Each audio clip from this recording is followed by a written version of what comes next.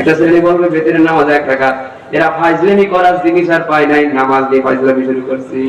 এখন নামাজ নিয়ে ফাজলামি করতে গেলে তো টুপি মাথায় না দিলে তো হবে না, কারণ মসজিদে যে জুতা চুরি করতে আসে সেও তো টুপিটা মাথায় দেয়, পাঞ্জাবিটা পরে আসে, ঠিক কিনা?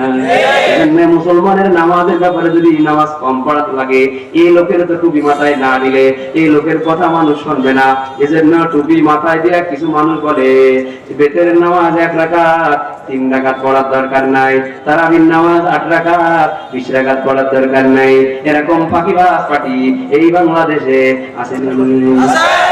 আমরা যখন ইমাম সাহেবরা যখন এর বিরুদ্ধে হুঙ্কার ছাড়ে, তখন মুসল্লিরা এক শ্রেণী বলে হুজুর আপনারা এক হুজুর আর এক হুজুরের বিরুদ্ধে কেন? হুজুর হইতে এক হইলেন, আমরা সাধারণ মানুষ যাবো কোন জায়গায়, ঠিক না? গল্পটা তখন মুসল্লিদের এরকম কই, এক হুজুর আর এক হুজুরের কোনটা হুজুর কোনটা খেজুর এটাই তো আমরা জানি না।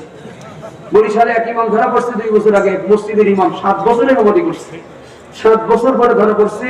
ওই ইমাম সাহেব সুন্নতে খাতনাও জীবনে করেনি, কোন মুসলমানরা টাটকা খ্রিস্টান। এখন এর বিরুদ্ধে কি কথা বলা যাবে না? এর বিরুদ্ধে কথা বললে কি হুজুরের বিরুদ্ধে কথা হইল?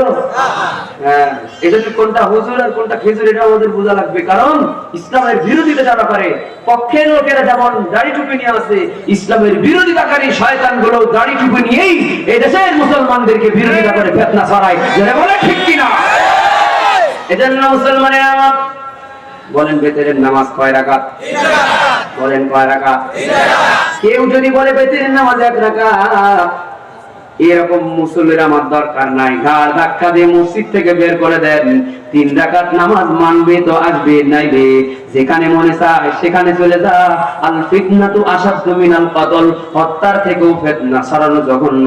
সুতরাং এই ফিতনা ছড়ানো ফাঁকিবাজটাকে মসজিদে জায়গা দেওয়া যাবে না, ঠিক কিনা? মুসলমানেরা আমার সমাজে যখন ইসলাম বিদ্বেষী কিছু আলেম কথা বলে, আলেমও জানে আমি এই কথা বললে আমার সামনে ভয়ঙ্কর বিপদ চলে